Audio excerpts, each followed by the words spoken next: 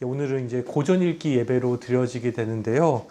지난 시간에는 우리가 마틴 루터의 책을 함께 읽었었습니다. 독일 기독교 귀족에게 고함. 근데 마틴 루터가 어거스틴 수도회 소속의 수도자였다고 말씀을 드렸지 않습니까?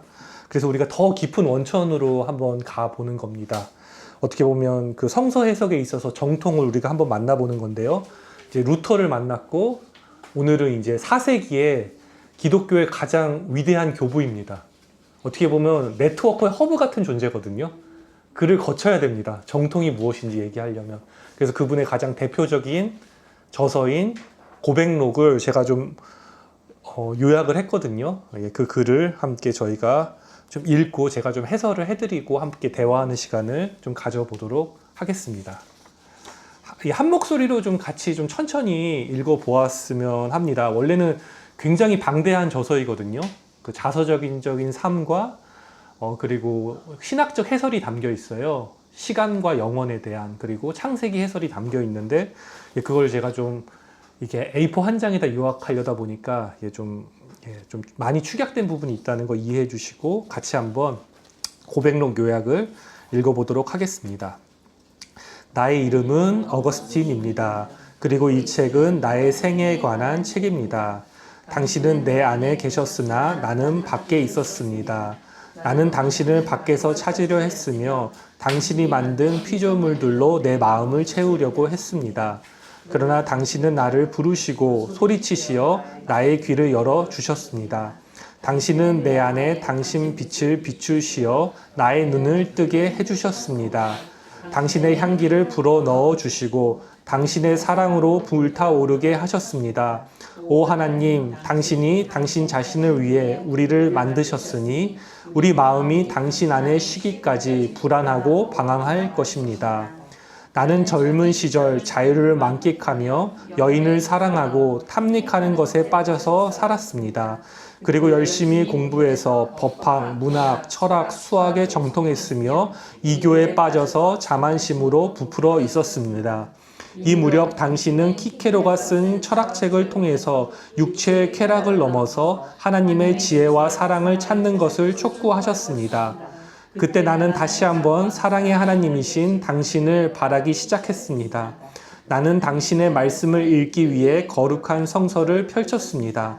처음에는 자만심에 빠져 당신의 말씀을 이해할 수 없었습니다. 그러나 당신의 은혜로 인하여 사도 바울의 책을 붙들게 되었고 성경 공부를 하게 되면서 항상 존재하는 당신을 바라보도록 권고를 받았을 뿐 아니라 당신을 소유하는 힘을 얻기를 소망하게 되었습니다. 우리를 사망의 몸에서 건져낼 수 있는 것은 예수 그리스도의 은혜밖에 없습니다. 성경에는 플라톤주의자들의 책에서는 언급되지 않는 경건, 고백의 눈물, 당신의 희생, 상하고 참회하는 심령, 성령의 보증 등이 적혀 있었고 내 존재가 하나님의 은총으로 점점 스며들게 했습니다. 이제 성서 말씀이 내 마음의 밑바닥에 굳게 박혀졌고 당신은 나를 사방으로 둘러싸고 계셨습니다. 그때 황실의 한 관리가 우리를 방문하여 야망이 있는 2명의 젊은 청년의 회심 이야기를 들려주었습니다. 그들은 숲속에 사는 가난한 하나님의 사람들에게 안토니우스에 대한 이야기를 듣고 교만을 버리고 다음과 같이 고백했습니다. 오, 우리가 얼마나 바보였던가. 우리는 황제의 친구가 되려고 인생을 허비했구나. 그렇게 함으로써 영혼을 잃어버렸는지도 모른다. 그러나 만일 우리가 원한다면 바로 하나님의 친구가 되어 하늘나라의 풍요로움을 얻을 수 있을 것이다. 이 이야기로 인해 내 마음의 밀실에서 강력한 싸움이 일어났습니다. 교육받지 못한 사람들이 일어나서 천국을 획득하는데 소위 학문을 닦았다는 나는 지금도 혈육의 진압탕 속에 뒹굴고 있었습니다. 그들의 뒤를 따라가지 못하는 것 자체가 부끄럽지 않은가? 나는 이 문제를 해결하기 위해 친구에게 달려가 도움을 청했습니다. 하지만 내 밖에서 답을 얻을 수는 없었습니다. 내 마음속의 파도는 나를 홀로 정원으로 내몰았고 깊은 심연의 아우성 안에서 새 생명이 움트기 시작했습니다. 이후 나는 교회를 통해 신앙의 신비를 배웠고 387년 부활절에 세례를 받았습니다. 시간 속에서 조각조각 쪼개어져서 욕망을 향해 살아가던 나는 당신의 영원한 현재와 만나게 되면서 거두어 모아져 유일한 당신을 향해 살아갈 수 있는 존재가 되었습니다. 이제는 분열을 그치고 그리스도의 은혜 안에서 통합된 나로 하나님의 상급을 향해 삶을 가꾸어 나가게 되었습니다. 아멘. 예, 아멘으로 우리가 절로 화답을 하게 되네요. 예, 어거스틴의 고백록을 제가 한번 요약해 봤습니다. 혹시 처음 읽어보신 분 계시나요? 예, 처음 읽으신 분들은 어떤 인상을 받으셨습니까? 예.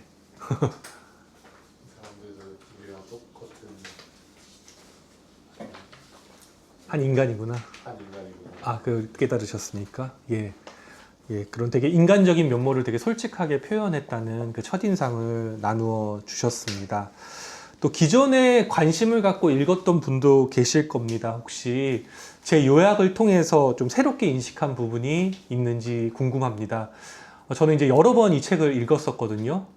그때마다 제가 갖고 있는 신앙의 문제에 대해서 이 책이 저한테 좀 답을 주는 것을 보았습니다.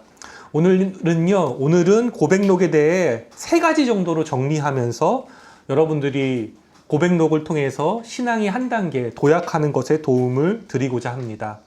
첫 번째는요, 어거스틴이 고백록을 썼던 현실에 대해서 여러분들이 알았으면 하는데 오늘의 사회적 혼란기와 유사했다는 점에 대해서 주목해 보고 싶습니다.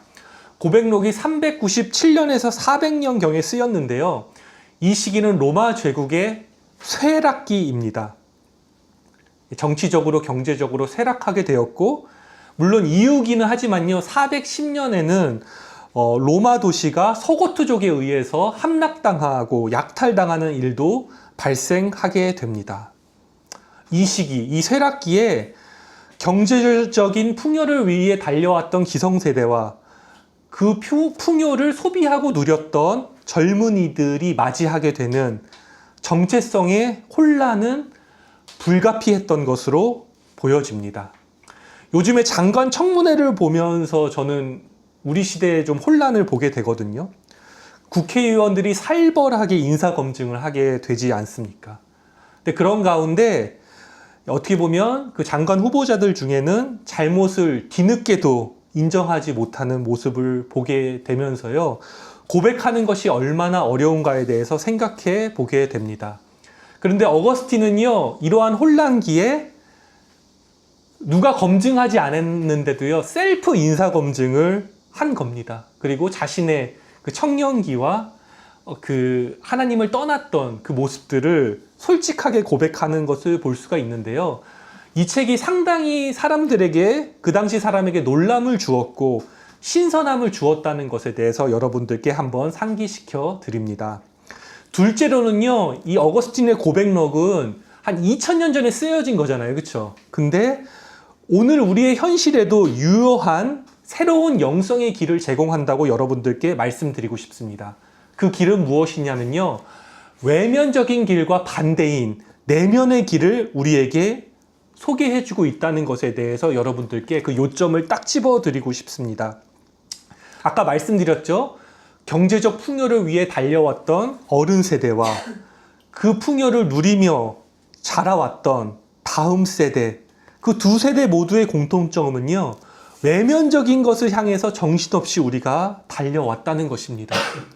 그런데 더 풍요로운 미래가 약속된 것이 아니라 우리는 IMF보다 더 어려운 경제 현실을 마주하면서 당혹감을 감출 수가 없습니다. 현대 심리학에서 말하거든요. 이상적인 나와 현실적인 나 사이에 괴리가 있다고요. 이것을 의식과 무의식으로 표현하기도 하는데요. 이러한 혼란기에는 그 괴리가 커져서 분열을 경험하게 된다고 합니다. 이것은요, 개인만이 아니라 저는 사회적 현상으로 나타나는 것은 아닌지 여러분께 여쭈고 싶습니다. 지난 한 주간 우리가 경험한 기록적인 폭우를 한번 생각해 보시면 좋겠습니다. 각 개인들이 외적인 추구를 향해서 달려왔을 때 우리가 되돌려받는 결과물이 어떻게 보면 몇백 년마다 한 번씩 겪을 그 강한 폭우를 우리는 살아가면서 언제 겪을지 모르는, 여러 번 겪을지 모른다고 이야기하고 있습니다. 개인의 아우성뿐만 아니라 자연의 아우성을 들으면서요, 우리는 경제만을 외칠 것이 아니라 종교의 역할이 무엇인지 다시 물어야 한다고 저는 말씀을 드립니다. 내면의 자기 성찰을 통해서 균형 잡힌 삶으로 찾아갈 수 있도록 도와야 한다고 저는 말씀을 드리고 싶습니다. 내가 당신을 평생 밖에서 찾아서 헤매었습니다. 그러나 당신은 멀리 계시지 않았습니다.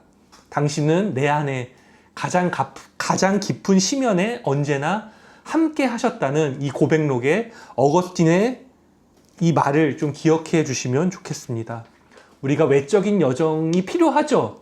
그것이 내적인 여정과 조화를 이룰 때 우리는 진정으로 나와 연결되고 타자와 조화롭게 살아갈 수 있으며 우리가 갈등 가운데서도 대화와 조율하는 일들이 이루어지게 될 줄로 믿습니다.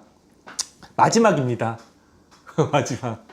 마지막은요, 내면의 여정은 어려운 것이 아니라 즐거운 것이라고 말씀을 드리고 싶습니다. 제가 글을 시작하면서요, 인사청문회라는 예를 들었는데 그걸 생각하면요, 내면의 여정은 자기 성찰은 절대로 하고 싶지 않지라고 생각하실 수도 있습니다. 하지만 내면의 여정이 인사청문회와 다른 것은 하나님의 방식이 다르시기 때문입니다. 오늘 말씀에서요, 하나님은 겸손한 자에게 은혜를 베푸신다고 우리에게 약속하고 계십니다. 이 내면의 여정은 하나님 은혜 없이는 한 걸음도 걸을 수 없는 여정입니다. 우리가 어거스틴이 고백한 것처럼 우리가 묵상하는 삶을 다시 한번 살아가고 하나님의 자비가 우리 삶을 둘러싸고 있다는 것을 발견하게 될 때요, 우리는 스스로 자신을 열어가게 되고요, 우리에게 필요한 것은 스스로 자신을 열어가도록 돕는 공동체입니다. 저는 이 담쟁이 숲 교회가 그렇게 도울 수 있는 공동체라는 것 여러분들께 당당하게 말씀을 드립니다. 하나님의 자비 가운데 우리가 스스로 열어서 발견하게 되는 것은요, 우리가 하나님과 연결되어 있다는 것입니다. 우리가 주님 안에서 안식할 때까지 우리 영혼은 불안하고 방황합니다. 이게 어거스틴 고백록의 가장 유명한 문구거든요. 한번 따라해 보세요. 우리가 주님 안에서 안식할 때까지 우리는 불안하고 방황합니다. 여러분들, 아이가요, 엄마와 모태에서 탯줄로 연결되어 있던 것을 저는 기억하는 것 같습니다. 그래서 항상 엄마를 이렇게 찾거든요. 근데 우리는 내면의 여정을 통해서 처음엔 좀 불편해요.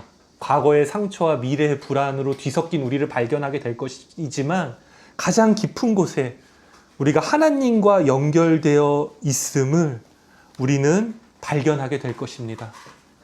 자기 고백을 통해서 참다운 신앙 고백을 하게 되는 것이죠. 그 지점에 이르러서는 우리는요, 과거의 영광을 되돌리고 싶어 하지 않게 될 것입니다. 미래의 풍요로운 약속에도 기대지 않을 것입니다. 내가 사막의 음침한 골짜기를 다닐지라도 내 안에 새겨진 그 형상 안에서 하나님의 인도하심을 받는 백성으로서 우리는 성령의 보증 안에 살아가게 될 것입니다. 그래서 여러분들께 부탁하고 싶은 것은요, 우리가 잠잠히 하나님 앞에 머무는 연습을 했으면 합니다. 우리가 그렇게 주님 앞에 머물 때 오늘 말씀을 들려지게 될 것입니다. 염려하지 말아라. 내가 너희를 돌본다. 같이 따라해 볼까요? 염려하지 말아라. 염려하지 말아라. 내가 너희를 돌볼 것이다. 내가 너희를 돌볼 것이다. 비록 그 기도의 시간에 우리는 아무것도 느끼지 못할지라도 우리는 기도를 통해서 우리 존재가 하나님께 뿌리 내리는 것을 깨닫게 될 것입니다. 이 시간 우리가요, 어거스틴의 고백록을 짧은 시간 동안 살펴보았습니다. 우리 시대의 위기와 무의미 가운데 우리의 신앙생활을 새롭게 정립하는 계기가 되기를 바랍니다. 이것을 위해서 우리에게 필요한 것은요, 한 가지 말씀드리고 싶습니다. 그것은 마음의 정결함입니다. 마음의 정결함을 통해서 우리는요, 두 마음을 내려놔야 됩니다. 하나님 한 분께 그분을 향한 사랑을 다시 한번 고백하면서 하나님께 가까이 가는 한 주가 되시기를 바랍니다. 그것을 통해서 우리 신앙이 다시 한번 도약하고 신앙의 즐거움 가운데 주님과 동행하는 한 주가 되시기를 주님의 이름으로 축원합니다. 아멘. 예, 오늘 말씀 기억하면서 우리 잠잠히 하나님 앞에 머무는 시간을 갖도록 하겠습니다.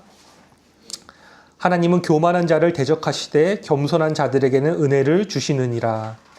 너희 염려를 다 주께 맡기라. 그가 너희를 돌보심이라. 아멘.